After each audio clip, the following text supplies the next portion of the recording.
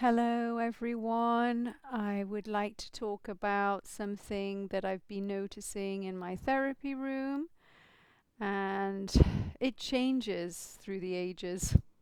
Sounds like I'm really old, but when I was younger, say 10 years ago, it was a lot of people coming in wanting stress reduction tools, suffering with depression, anxiety, wanting to find inner stillness.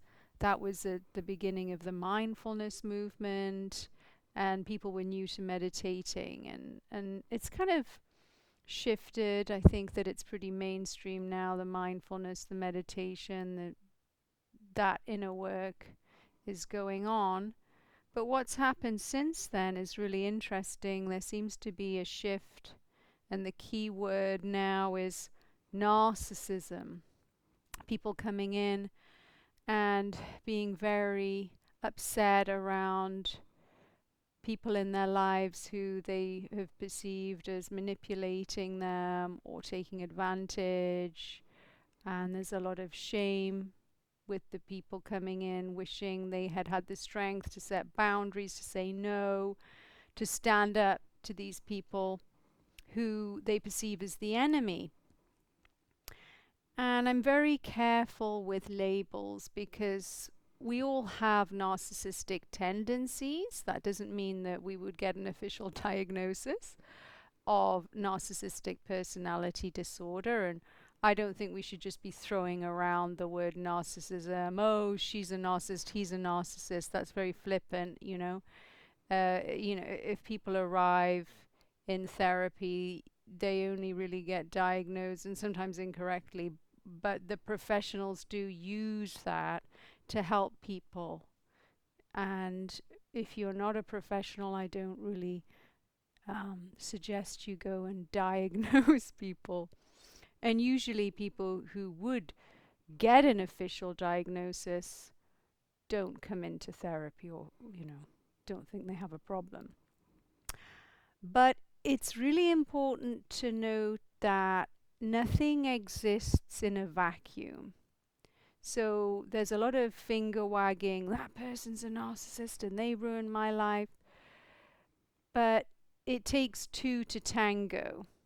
Now, I'm not blaming the person who's encountered this narcissistic tendency in their life, and the hurt that it's caused. And it does absolutely cause immense distress and trauma to interact with someone who's making you doubt your reality, that's confusing you, that's really affecting you on such a deep level that may even cause you sickness in your body. So I'm not dismissing the effects of it, but it doesn't occur in a vacuum. There is a co-creation. There is somebody that has suffered in life and therefore has frozen and isn't able to set a boundary, isn't able to see what's going on so clearly through maybe denial or just projection of what you would like the person to be. This is huge. Sometimes when we have our childhood wounds, we really, really desire for things to be different, for people to be different. And so we can move through the world and and see the best in people because we desperately want there to be that goodness. And there is that goodness in people.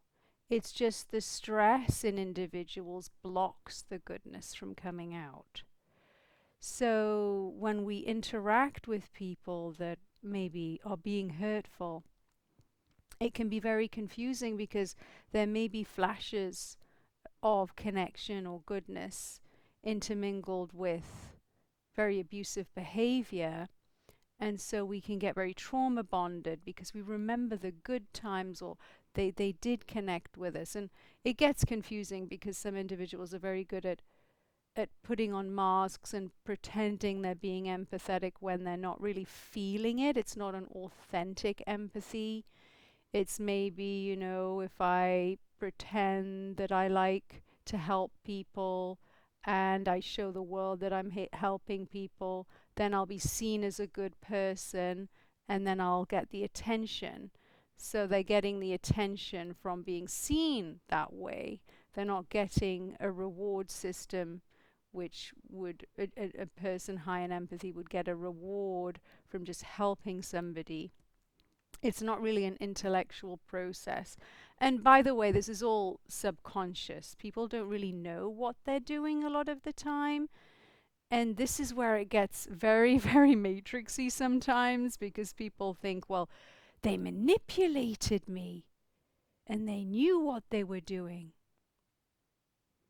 You might never know whether they knew what they were doing.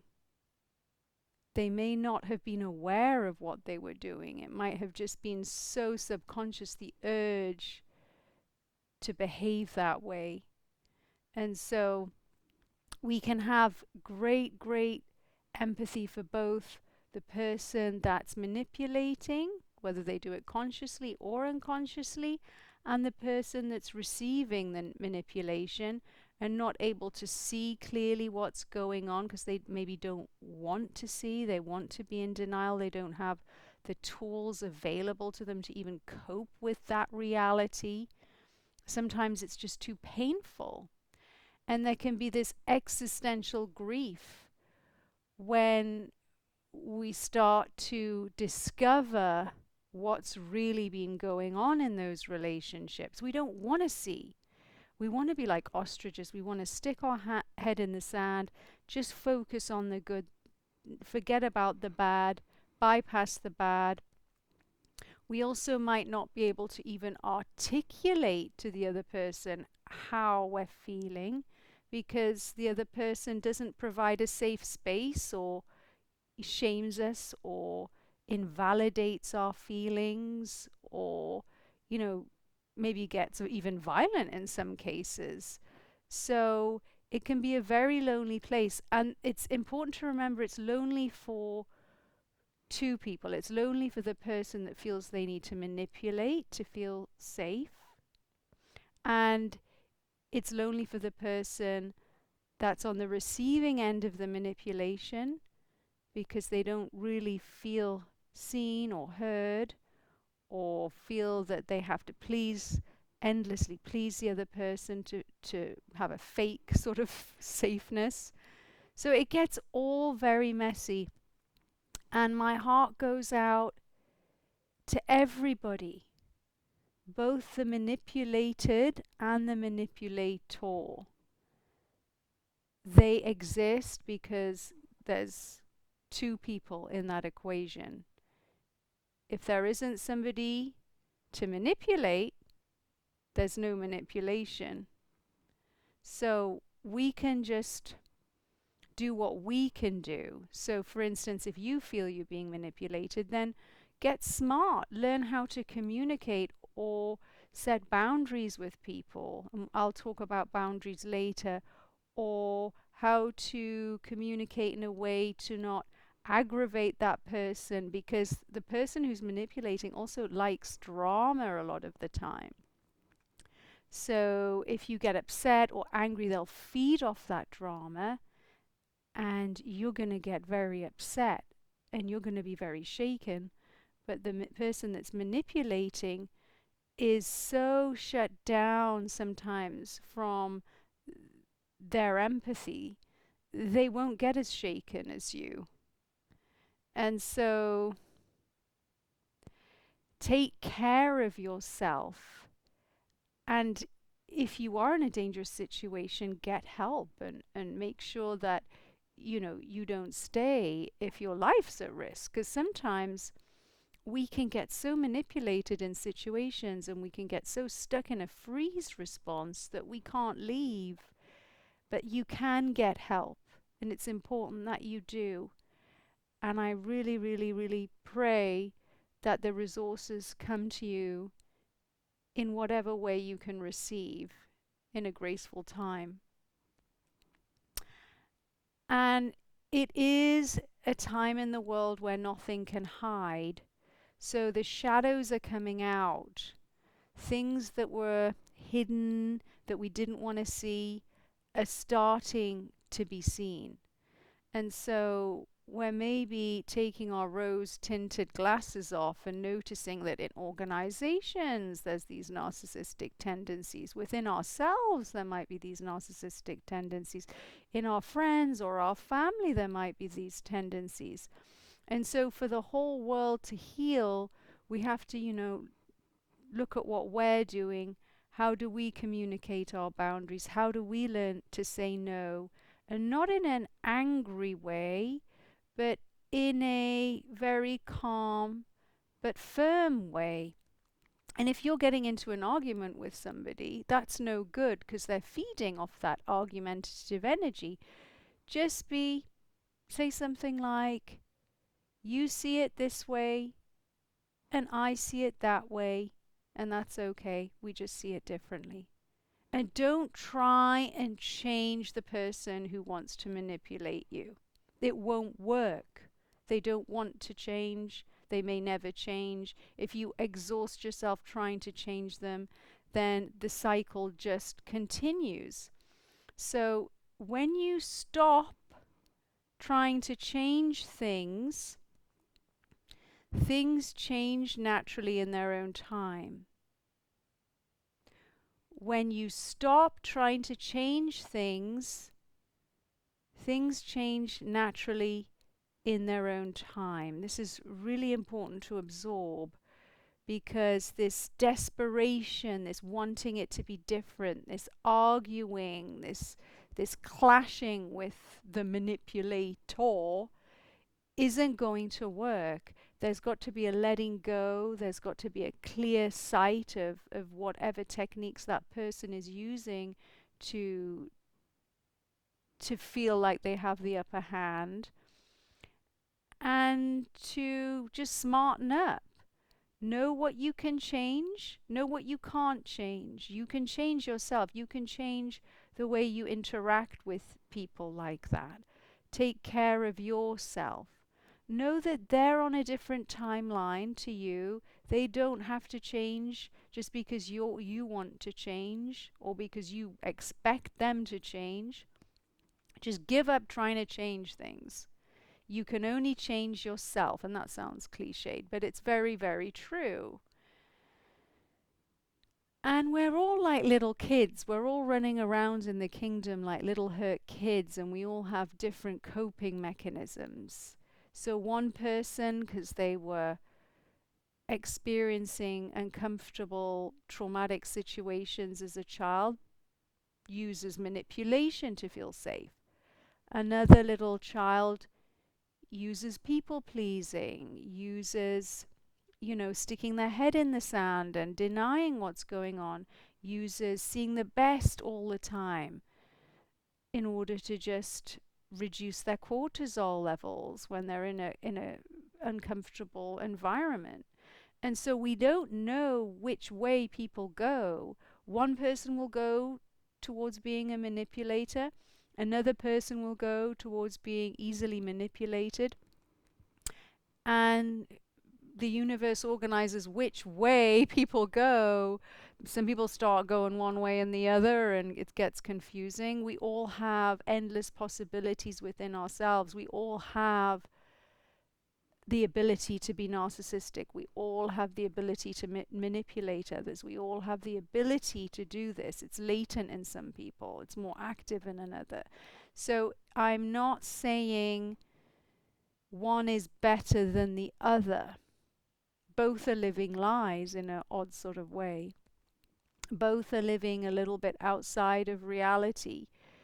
Both are trying to protect their heart space in different ways. The manipulator does not feel safe, so needs to try and control its environment.